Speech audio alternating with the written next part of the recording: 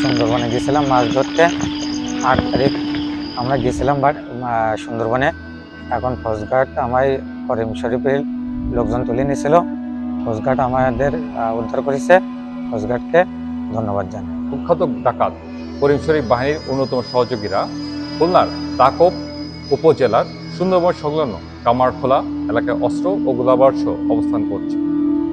প্রাপ্ত তথ্যের ভিত্তিতে গতকাল 19 এপ্রিল 2025 তারিখ রাত 11টায় কোস্টগার্ড এবং পুলিশের সমন্বয়ে একটি যৌথ অভিযান পরিচালনা করা হয়। অভিযান চলাকালীন উক্ত এলাকা হতে একটি 1 নলা বন্দুক, 2 রাউন্ড তাজা কার্তুজ এবং 1 রাউন্ড ফাঁকা কার্তুজ সহ মোহাম্মদ শাহজাহান মোল্লাকে আটক করা হয়। এছাড়া গত 20 এপ্রিল 2025 রাত 3টায় সুন্দরবন সংলগ্ন নলিয়ান ঠাকুরবাড়ি খেয়াঘাট এলাকা হতে করিম শরীফ বাহিনীর আরেক সহযোগী মোহাম্মদ সুমন হাওলাদারকে আটক করা হয়। জিজ্ঞাসাবাদে জানা যায়, আটককৃতরা দীর্ঘদিন ধরে কুখ্যাত ডাকাত করিম শরীফ বাহিনীকে অস্ত্র, গোলাবারুদ এবং রসদ সরবরাহ করে আসছে। অপরদিকে কোস্টগার্ডের সাহসী অভিযানে আজ 20 এপ্রিল 2025 তারিখ ভোর 5টায় সুন্দরবনের আড়িশিখা নদী সংলগ্ন এলাকা হতে সুন্দরবনের কুখ্যাত ডাকাত করিম শরীফ বাহিনীর নিকট জিম্মি থাকা 2 জন জেলেকে উদ্ধার করা হয়।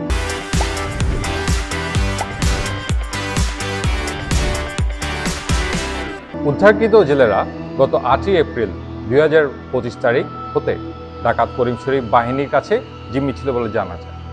উদ্ধারকৃত জেলে আজিজুল শেখ এবং আলম গাজী খুলনা জেলার পাইকগাছা থানার বাসিন্দা। আটককৃত ব্যক্তি মোহাম্মদ শাহজাহান মোল্লা খুলনা জেলার দাকব থানার বাসিন্দা এবং সুমন হাওলাদার বাগেরহাট জেলার মংলা থানার বাসিন্দা।